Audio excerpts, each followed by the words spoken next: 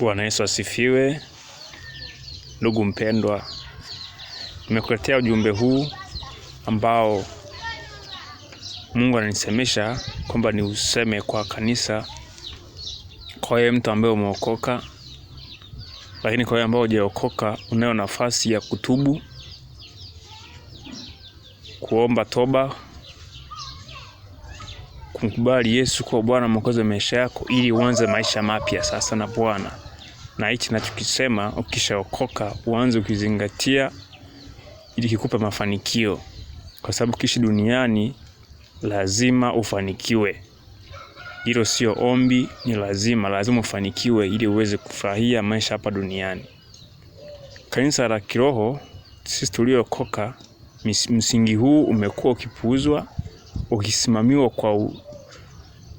ukisimamiwa kidogo na uchukuliwa kama ni ziada au ni kawaida tu, lakini umeteketeza kanisa, umeliangamiza, umelipeleka pabaya.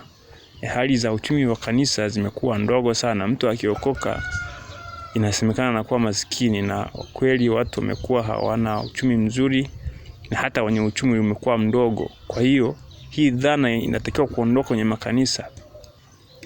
Mtu aliyeokoka, zingatia fungu la 10, usile hela ya Mungu. Ndio maana tumeishi chini ya laana, kwa sababu tumelaaniwa.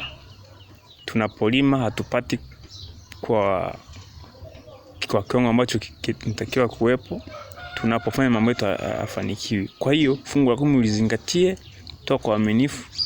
Mchungaji wako atanufaika na kanisa litainuka, lakini mfuko wako utanenepa, mfuko wako utaongezeka, mashamba yako na unachokifanya kitadumu, kitakuwa na nguvu, utaendesha magari, utajenga majumba, na kila kitu unachokifanya kitakuwa kimeinuka.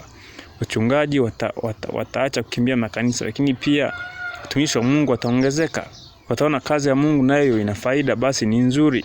Kwa hiyo watumishi wa Bwana tuliokoka, tutoe pesa zetu, tutoe sehemu za 10 ili kanisa likapate kuongezeka. Ukifanya hivyo, utanipigia simu kushuhudia, utanirudishia ujumbe ukiniambia kiko chukisema kwa Mungu amedhihirika.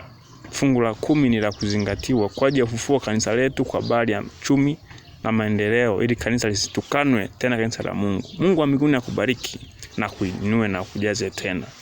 Amen.